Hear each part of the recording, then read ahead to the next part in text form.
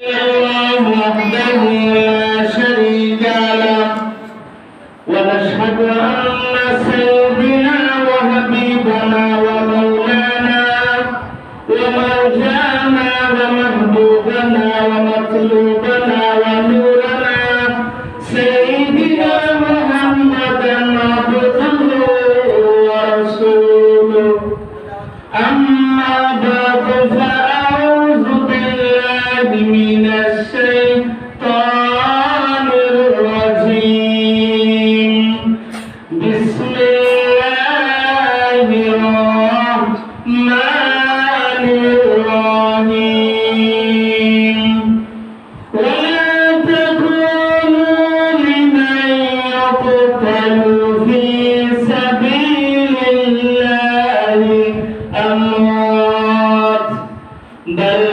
أحياء ولكن لا تشعرون وقال سبحانه وتعالى إن الله وملائكته يصلون على النبي يا أيها الذين آمنوا صلوا عليه وسلموا تسليما اللهم صل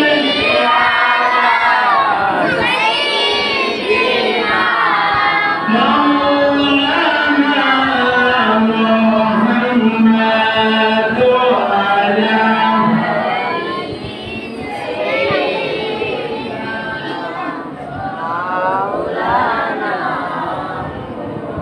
মুআজ্জিজ হাজিরিন, আজকে জুমাবারের রাত আল্লাহর নবী বলেছেন, যদি কোনো মানুষ মহব্বতের নজরে মহব্বত করে আল্লাহর হাবিবের প্রতি দুরূদ শরীফ পড়ে, ওই দুরূদের আওয়াজ কোনো ফেরেশতা পৌঁছাতে হয় না। আল্লাহর নবী বলেন, আনা আসমাউ সালাতাকুম বিলা ওয়াসিতাতিন। কোনো মাধ্যম ছাড়া যদি মহব্বতে দুরূদ শরীফ পড়া হয়, ওই দুরূদের আওয়াজ আমার কামলাওয়ালা নবী রওজা শরীফ থেকে শুনতে পান। বলে বলে সুবহানাল্লাহ। আমরা দুরূদ পড়ব ইশক ও মহব্বত নিয়ে। সবাই জুমাবারের রাত্রির কালে রাসূলের প্রতি দুরূদের আওয়াজ মদিনা থেকে আল্লাহ রাসূল শুনতে পানি ধ্যান কালে আমরা সকলেই উচ্চ আওয়াজে মহব্বতের সাথে দুরূদ শরীফ পড়ি। আল্লাহুম্মা সাল্লি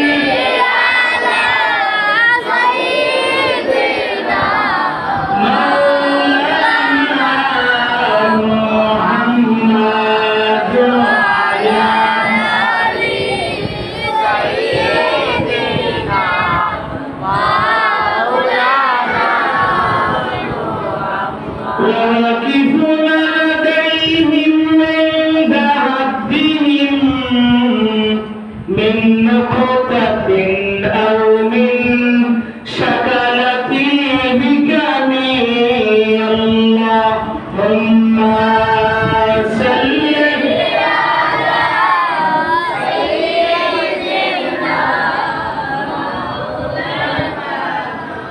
وعلى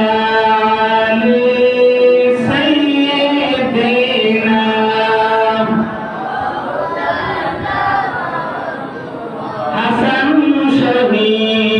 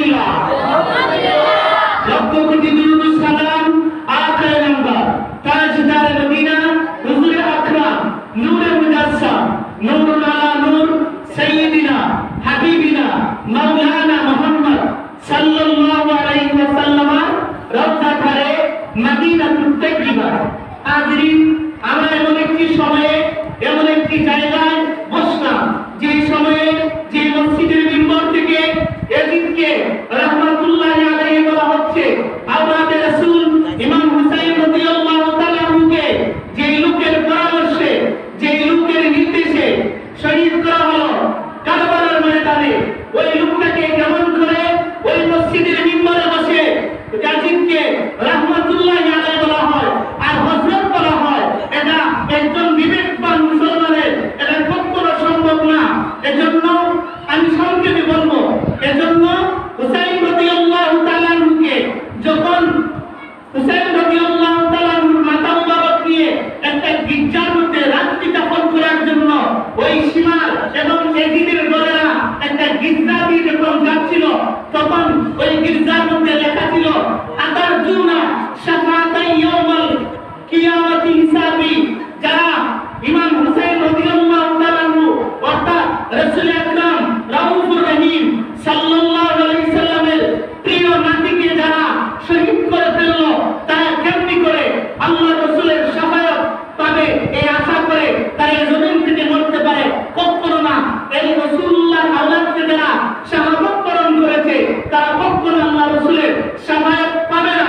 এই যখন গির্জার মধ্যে লেখা, তখন ওই হুসাইনি রাদিয়াল্লাহু তাআলা আনহু শির মুবারক যখন তারা নিয়ে এজিদের গোষ্ঠীরা যখন ওই গির্জার মধ্যে যাচ্ছিল, তখন তারা ওই গির্জার পাদ্রীকে বলছিল এটা কখন থেকে লেখা? তখন ওই গির্জার পাদ্রী বলছিলেন আজ থেকে 50,000 বছর আগে এটা লেখা এই গির্জার মধ্যে। আওয়াজ করে বলি সুবহানাল্লাহ। যারা হবে এদেরকে আল্লাহ কিয়ামতের আগে চিহ্নিত করে রাখবেন। আর আজকে যারা ইমাম হুসাইন রাদিয়াল্লাহু তাআলা আনহুকে যারা শহীদ করেছে, এদেরকে যারা হযরত করতে চায়, এদের ইয়াজিদকে যারা রাদিয়াল্লাহু তাআলা আনহু বলতে চায়, এদের বলে আমরা না, আমরা হলাম হুসাইনি মুসলমান, আমরা আহলে বায়াতের প্রতি মহব্বত। আর আল্লাহ রাসূল বলেছেন যারা আমার আহলে বায়াতকে মহব্বত করবে তারা আমার রাসূলকে মহব্বত করবে। জুড়ে বলি সুবহানাল্লাহ। মুহতারাম হাজিরিন, আমরা ইয়াজিদি মুসলমান না, আমরা হুসাইনি মুসলমান। যে হুসাইন জুমার নামাজে জুমার দিন জুমার নামাজ আদায় করে এই জমিন থেকে বিদায় হয়েছেন। আর কিছু মুসলমানরা ওই শিয়াদের মতো কিছু মুসলমান আমাদের এলাকায় ঢুকেছে, যারা এই 10 দিন জুতা করে না, গোসল করে না, শুধু জারি গায়। এদের বিরুদ্ধে আমরা, কারণ আমরা হক্কানি উলামায়ে কেরামের অনুসরণ করব। কোরআন এবং হাদিস যে কথা বলে আমরা ওই পথেই চলব, ওই মত এবং পথ অনুসরণ করব, কোন বাতিলের মত অনুসরণ করব না। কথা বলেন ঠিক কিনা? যারা জালিও যায় এদের বিরুদ্ধে আমরা। আর যারা ইমাম হুসাইনকে যারা শহীদ করেছে, তাদেরকে যারা নেতা বানাইতে চায়, তাদেরকে যারা রাদিয়াল্লাহু তাআলা আনহু করতে চায়, আমরা এই এজিদের সাথে না। আমরা ইমাম হুসাইনি মুসলমান। আর আমাদের অন্তরে রাসূলের মহব্বত, যে রাসূল সাল্লাল্লাহু আলাইহি সাল্লাম সারাটি জীবন উম্মতের জন্য কেঁদেছেন, যে ইসলামের জন্য আল্লাহ রাসূল সাল্লাল্লাহু আলাইহি সাল্লাম এই সারাটি জীবন ইসলাম এবং মুসলমানের শান্তির জন্য দুনিয়াতে কেঁদেছেন, এই জান্নাতুল টুকরা রওজা শরীফ কাছেন। ওই রাসূলুল্লাহর সুন্নতি তরিকা মত এবং পথের উপরে আমরা চলে আমাদের এই জীবনটা শেষ করতে চাই। আমরা কোন বেঈমান, কোন বাতিলের মতবাদের উপর আমরা আদর্শিত না। এজন্য হুসাইন রাদিয়াল্লাহু তাআলা আনহু অত্যন্ত মর্মান্তিক ঘটনা আদর্শ মহরম। আমরা শুধু কি করব? হুসাইন রাদিয়াল্লাহু তাআলা আনহু শরিয়া অনুযায়ী, মানে আল্লাহ রাসূল সাল্লাল্লাহু আলাইহি সাল্লামের খিলাফত যেটা ছিল, ইসলামী খিলাফত, এই খিলাফতের বিরোধিতা ছিলেন। আর এজিদ তার কাছে সবগুলো ছিল। এজন্য আমরা এজিদের বাচ্চা এজিদ বলে গালি দেব না। একজন আরেকটা জিনিস, মুয়াবিয়া রাসূল সাল্লাল্লাহু আলাইহি সাল্লামের সাহাবী, মুয়াবিয়ার ছেলে এজিদ। আমরা এজিদের বাচ্চা এজিদ বলে কাউকে গালি দিব না, আর তাকেও গালি দিব না যে এজিদের করে এজিদ। ইমাম হুসাইন কি করেছে?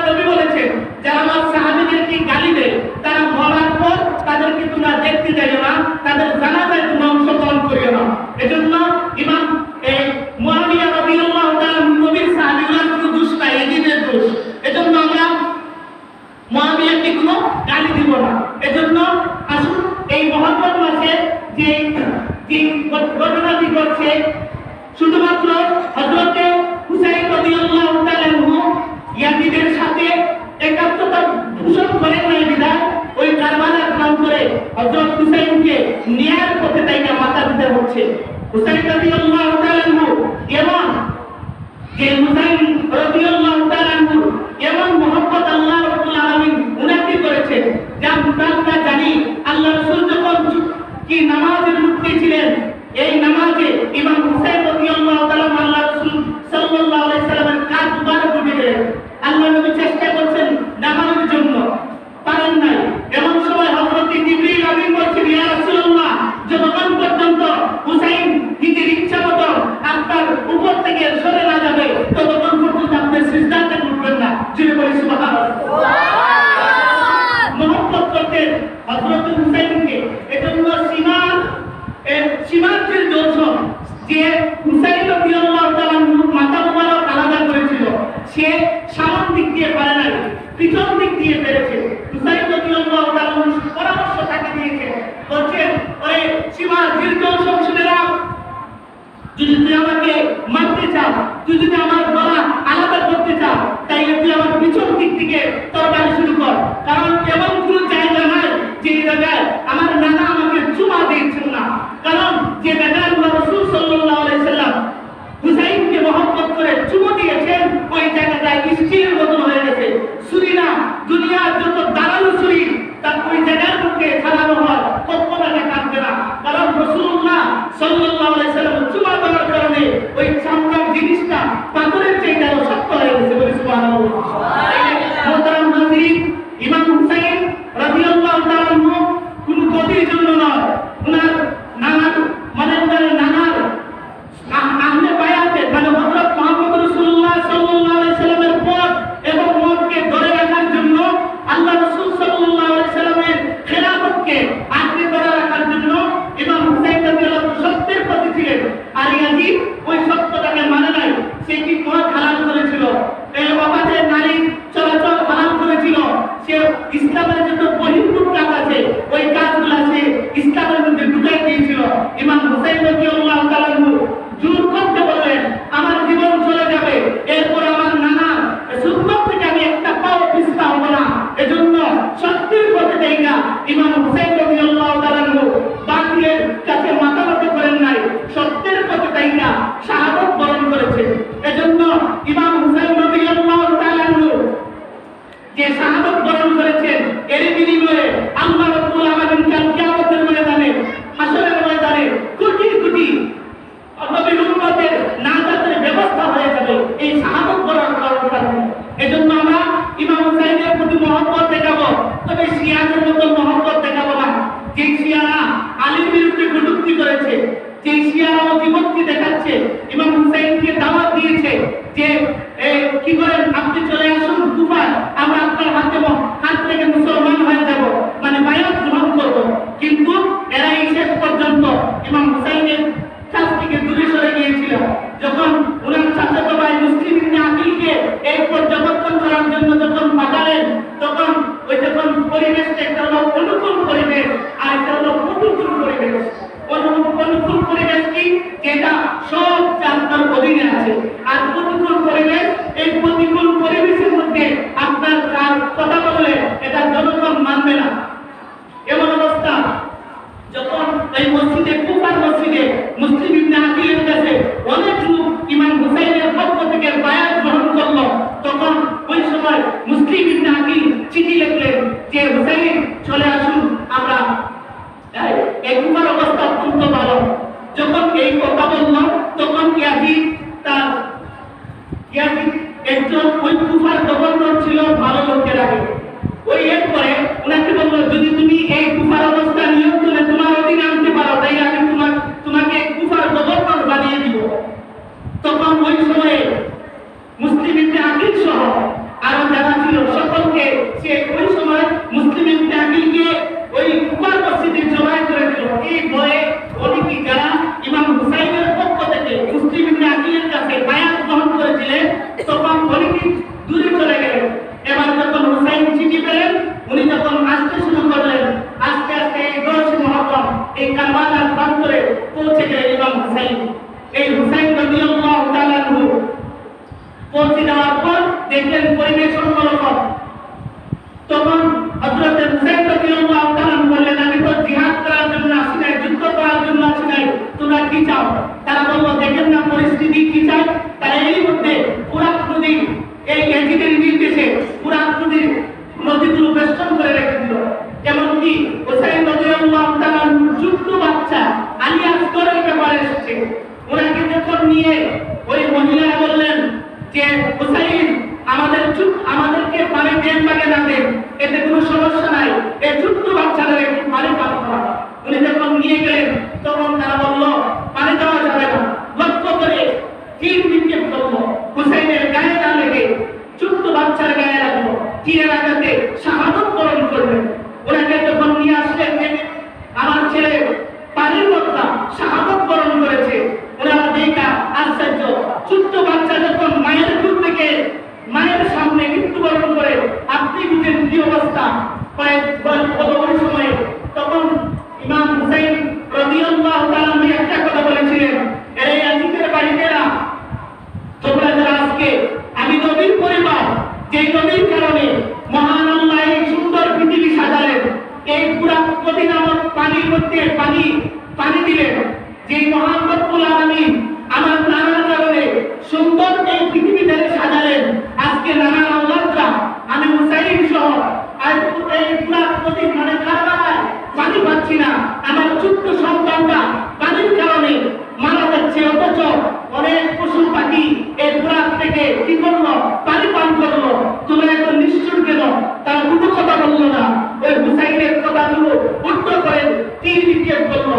এই তীরের কারণে ছোট্ট বাচ্চা পর্যন্ত চলে গেলেন। এমনকি হযরতে জয়নুল আবদিন অসুস্থ ছিলেন। এই জয়নুল আবদিন অসুস্থ থাকা অবস্থায় বাকি সবাই শেষ পর্যন্ত ইমাম হুসাইন রাদিয়াল্লাহু তাআলা যুদ্ধের জন্য উনি যুদ্ধের পোশাকাদিগুলো কি করলেন। এই শেষ পর্যন্ত ইমাম হুসাইনকে তারা কি করলো? শাহাদাত বরণ করে ফেলল। একমাত্র কি ইয়াজিদ, সে তার গতি চাচ্ছিল যে ইয়াজিদের পক্ষে আমরা হুসাইনের পক্ষে। তো ওই শিয়ারা এই 10 মুহররমে, প্রথম মুহররম থেকে 10 মুহররম পর্যন্ত শিয়াদের কিছু অবস্থা আমাদের মুসলমানের মধ্যে ঢুকে পড়ছে, যার কারণে ওই আপনি আরো যদি মিরপুরের পশ্চিম দিকে যান, এই দিক দিয়ে গেলে দেখবেন যে এরা হিন্দুদের চাইতে আরো বেশি খারাপ এদের অবস্থা। এই 10 দিন তারা নিরামিষ খায়, জুতা পরিধান করে না, এই ঠিক মতো নামাজ পড়ে না, নিজের শরীরে ওই যে 10 মুহররমের সময় নিজের শরীরে আঘাত করে রক্ত প্রবাহিত করে। এটার নাম তো মহব্বত না, এটা শিখিয়েছিল শিয়ারা। এই মাত্র ভাই হুসেন বলাটা এটার দিন কি? ওই দিন ওই সব আলোচনা করা কি কারণে ইমাম হুসাইন এই এজিদের কাছে মানে বাতিলের কাছে মাথা নত করলেন না, তার কারণটা কি? এগুলো বর্ণনা করা, মাধ্যম করা না, এগুলো সব যাবে না। আমাদের আহলে সুন্নাত ওয়াল জামাতের আরেকটা কিতাব ইসালের সওয়াব, মানে ইসালের সওয়াব করা। এই ইসালের সওয়াব বলতে আপনি যারা মৃত্যুবরণ করেছে তাদের কবরে পৌঁছে যাবেন। তো ইমাম হুসাইন রাদিয়াল্লাহু তাআলা উনি যুবকদের সর্দার, হাসান আর হুসাইন সাইয়্যিদা শাবাবি আহলিল জান্নাহ, এরা হচ্ছে জান্নাতের যুবকদের সর্দার। এরা আল্লাহ রাসূল সাল্লাল্লাহু আলাইহি সাল্লামের দ্বীন এবং ইসলামকে সঠিকভাবে মানুষের কাছে পৌঁছানোর জন্য এই ইয়াজিদ বাহিনীর কাছে মাথা নত করেন নাই। এরা নিজেরা আল্লাহ রাসূল সাল্লাল্লাহু আলাইহি সাল্লামের এই রেখে যাওয়া দ্বীনকে মজবুত করার জন্য, রেখে যাওয়া দ্বীনের উপর অটল থাকার জন্য বাতিলের কাছে মাথা নত করেন নাই। প্রয়োজনে নিজের জীবনটা কি করেছেন? বিলীন করে দিয়ে। এজন্য আল্লাহ কোরআনে বলেছেন, যে আমি একটি আয়াত পড়েছিলাম, এটার অর্থ হলো যারা নাকি আল্লাহর রাস্তায় নিজের জীবনটা বিলীন করে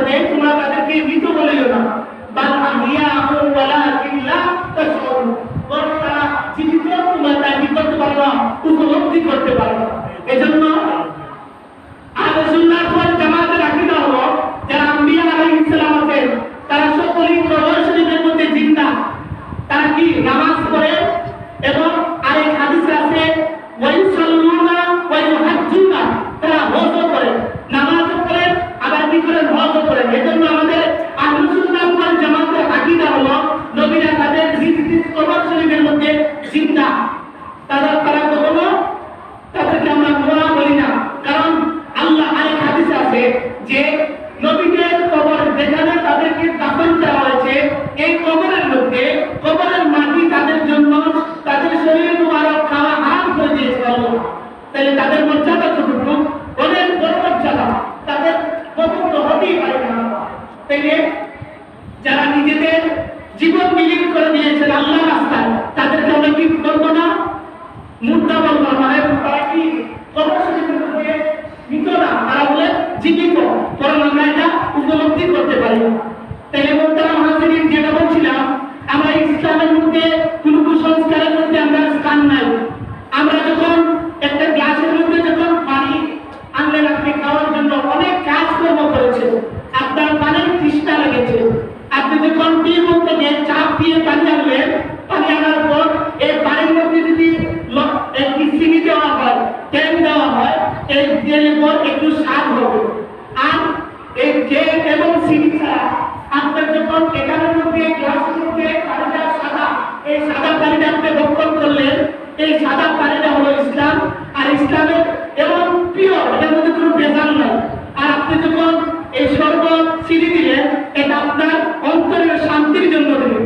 তাইলে নিজের ইচ্ছা মতন ইসলামের মধ্যে কোনো কিছু বাড়ানো যাবে না, কমানো যাবে না। ইসলাম এবং ইসলাম আল্লাহ রাব্বুল আলামিন কোন নবীর মাধ্যমে ওই ইসলামকে পরিপূর্ণ করেন নাই, কেবলমাত্র আমাদের নবীর মাধ্যমে পরিপূর্ণ করেছেন। আল্লাহ নবী যখন বিদায় হজ্জের ভাষণ দিবেন, অনেক সময় আল্লাহ আয়াত নাযিল করলেন, আল-ইয়াওমা আকমালতু লাকুম দীনাকুম ওয়া আতমামতু আলাইকুম নি'মাতি ওয়া রাদিতু লাকুমুল ইসলামা দীনা। আল-ইয়াওমা আকমালতু লাকুম দীনাকুম, আমি আজকে দিনকে পরিপূর্ণ করলাম, আর ইসলামকে দিনের মধ্যে পরিপূর্ণতা দান করলাম, আর ইসলামকে দিন হিসাবে মনোনীত করবো।